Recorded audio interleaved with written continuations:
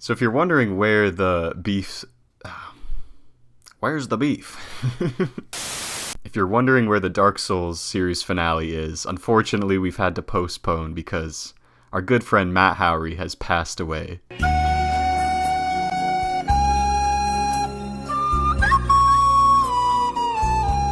He was a fucking kid. But don't you worry, within your lifetime probably, we will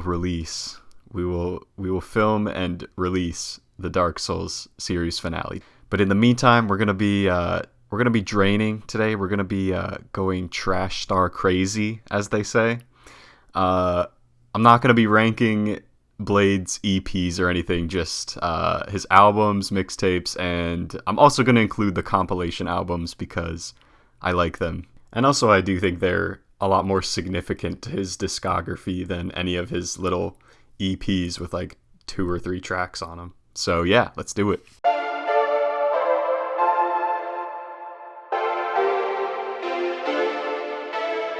There's nothing really egregiously bad about AVP. It's just nothing about it really stands out to me. Like, it's kind of just there. It doesn't really add or detract from Blade's discography at all. I definitely have spent the least amount of time with this one. Most of the tracks on here are honestly just forgettable. Exeter is pretty trash in my opinion. The one saving grace is Love Story, which is actually a really good song. And definitely one of the best music videos. Like, it's filmed in like 480p, or maybe even less than that. And like, there's this one part where Echo's just eating berries off of a tree. This shit's so fire. But yeah, the rest of this is just like honestly pretty bad. A lot of the production on this thing is very bare bones and minimalistic, which can be good when executed well, but it doesn't really do Blade any favors here, and I really just don't like the sound of this album at all.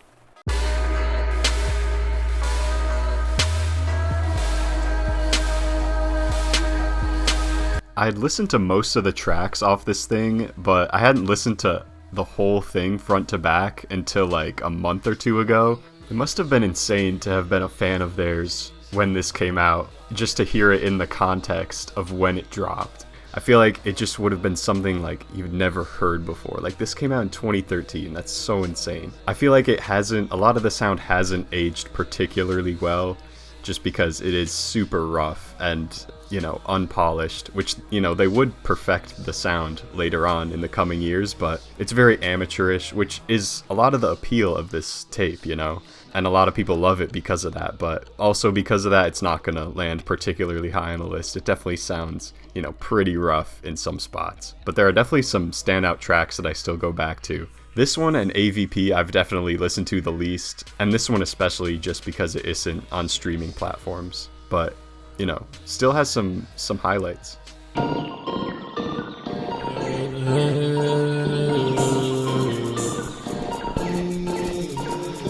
Glue is Blade's debut mixtape, and it's not one I return to particularly often. This is some people's favorite Blade project, which, like, I'm sure a lot of that has to do with nostalgia, but if you just look at like everything he's done since, saying Glue is his best project is just kind of insane. Like, I don't understand that really.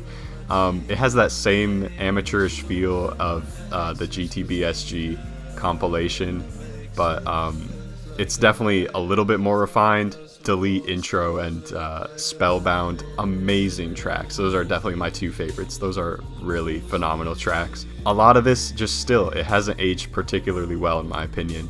I know I shouldn't be this weak over him. I don't dislike Ice Dancer by any means, but it is Blade's longest solo project, and it definitely feels a bit bloated towards the end especially. There are tons of great tracks in here, but it definitely feels like his longest project. This is another one that a lot of people say is their favorite, which I actually get. Like, there's a certain aesthetic and like tone of the auto-tune in here that you can't really get in a lot of other Blade projects. Like, it's unique in that way. The auto-tune, in my opinion, sounds really bad on like a lot of tracks on here though, which is why it isn't one of my favorites, but still worthwhile, and it has, you know, his most popular track on here. Extra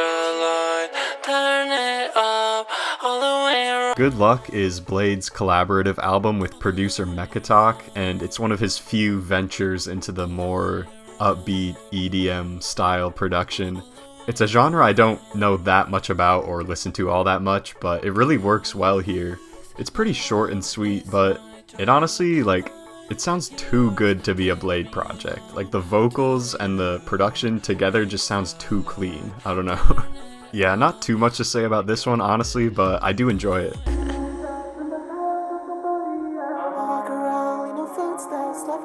This was the project that really got me hooked on the Drain Gang aesthetic, the Drain Gang vibe. It's fallen out of favor for me a little bit since I first started listening to it, but it still has some amazing tracks on here. 1-1, 30th Floor, Victim, Western Union, oh my god. This shit is so fucking fire. Whenever I listen to this project, I think of, when I first started listening to them, and I also think of when I saw them live last year in Chicago. It was actually the best show I've ever been to. Like, the songs on here, like 30th Floor, you never would have guessed it would have gotten the crowd, like, jumping, but it was wild. It was actually so nuts.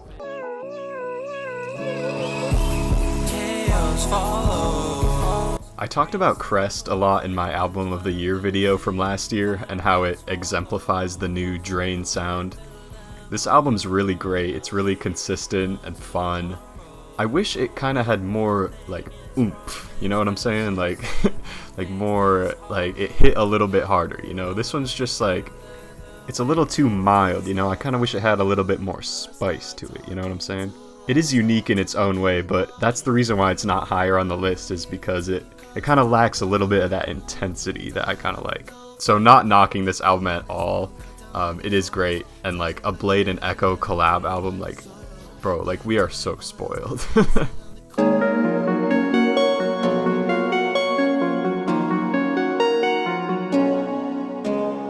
I don't know why I didn't used to really like this album that much, but going back to it, it's easily the best Drain Gang collab album. It's longer than Ice Dancer, but it feels way less bloated. Each track really contributes to the overall vibe and aesthetic going on here. And the highs on this thing, it has two of the best Blade songs ever. Dumpster Baby and Cinderella are both top 10 for me. Cinderella's probably top 3, honestly. But yeah, it's oh my god, I can't even talk right now.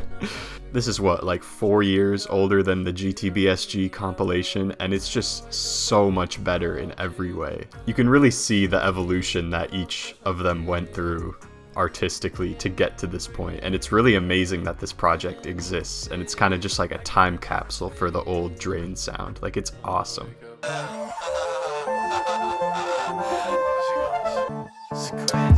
In my Album of the Year video last year, I mentioned how Spiderr was in my top 3 Blade projects, and it's not so much that this has fallen out of favor for me, it's more that other albums have grown on me so much more than this one since then.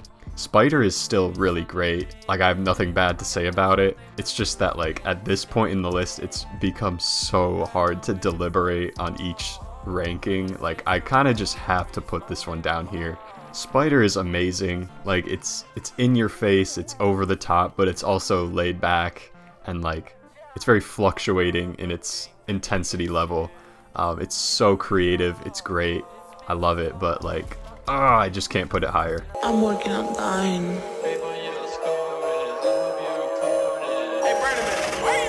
I've had the idea to make this video now for a while. I think I was putting it off for so long because my opinion of this ranking is just, it's always fluctuating, and I think no project exemplifies that more than Working on Dying.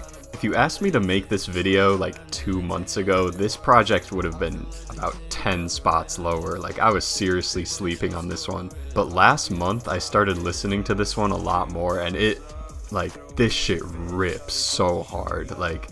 It's one of the most creative Blade projects ever, and I just didn't even realize it. I used to think Best Buy was Blade's worst song by a lot, just because the vocals sound really bad. I don't know, I think I'm just so far off the deep end that now this song is fire to me. I don't know what it is.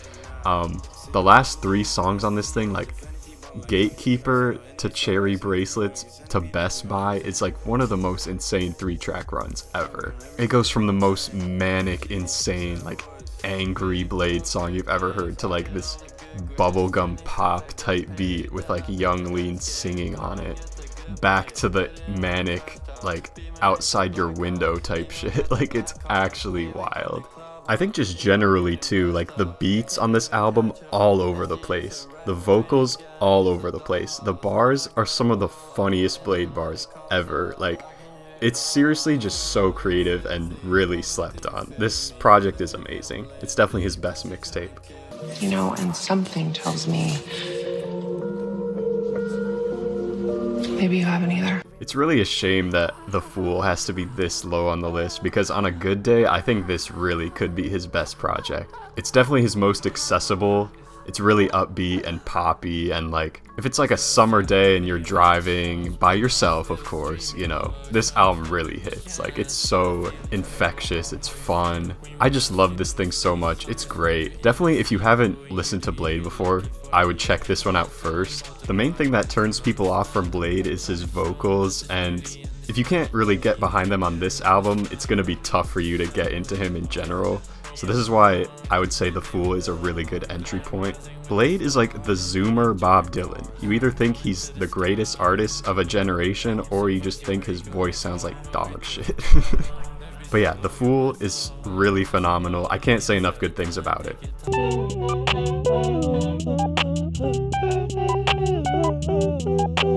333 was the first Blade album I ever listened to. What made me listen to it was I saw a tweet that said, I tried to find it, I couldn't find it, but it said something along the lines of, quote, Blade was sucking and fucking the mic on 333. And you know what? They were right. He was sucking and fucking the mic on 333. Like, you listen to it and it's like, damn, like, that's really what he's doing. That's crazy. I think that this might be Blade's best album. What's holding it back is that it doesn't really have a top 10 Blade song on it, but across the whole album, it's by far the most consistent and cohesive album.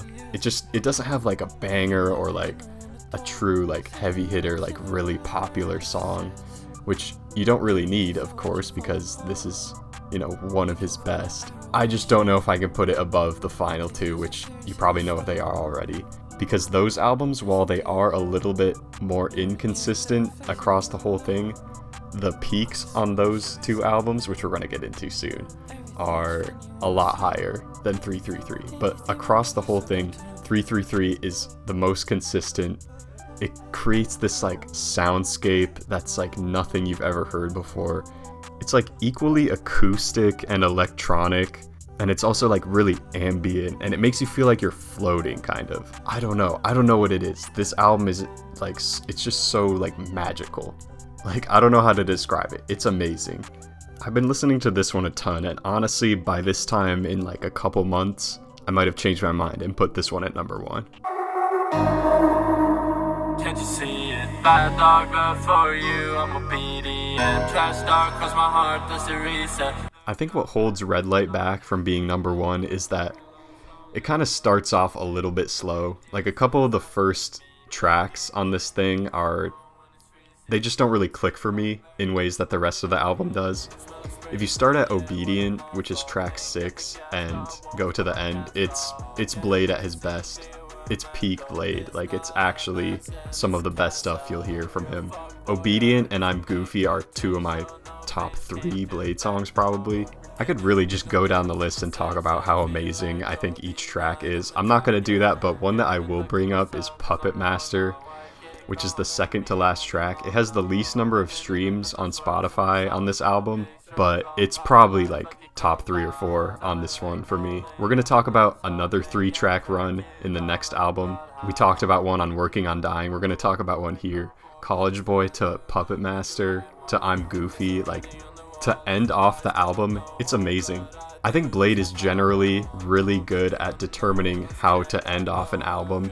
I think a lot of artists will just throw their best songs at the beginning just because, you know, they want to retain that attention and they want to, you know, get the most streams on their best songs. But I think something can be said for like spreading that out so that you get like build up or tension to like, okay, what is this leading to? What is gonna come next? And I think Bladee does a really great job of that on Red Light. If the Fool is good for driving during the daytime with the windows down, this one's good for driving at night with the windows up.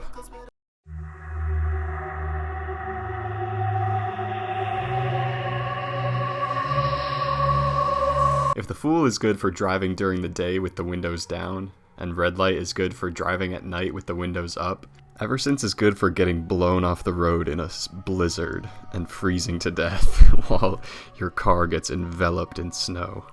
Ever Since is Blade's best album, and as much as I said how 333 could end up at the top spot at some point, it's gonna take a lot to convince me otherwise that it's better than Ever Since.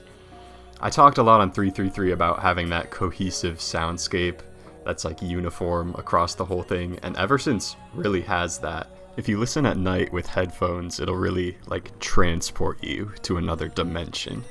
It's really fascinating to look at modern Bladee and the Bladee from 2016 and compare, the subject matter. Ever Since is really dark and has themes of self-harm and depression and stuff like that. And it really is inspiring in a way to see how he overcame that stuff since then and how that change reflects in his newer music. I think what separates good art from great art is its ability to evoke emotion. And whether or not this type of subject matter is appealing to you, it's hard to deny that Bladee really created something special on this thing. The soundscape on Ever Since is so unique and pristine. At this point in his career, Bladee has really perfected his sound.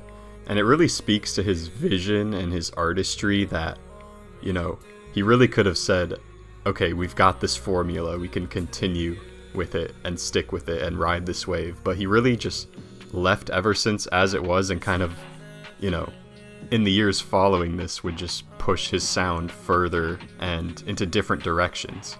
I really respect that, and that's kind of what makes Bladee my favorite artist, is that he's able to push those boundaries and not stay stagnant within a certain sound.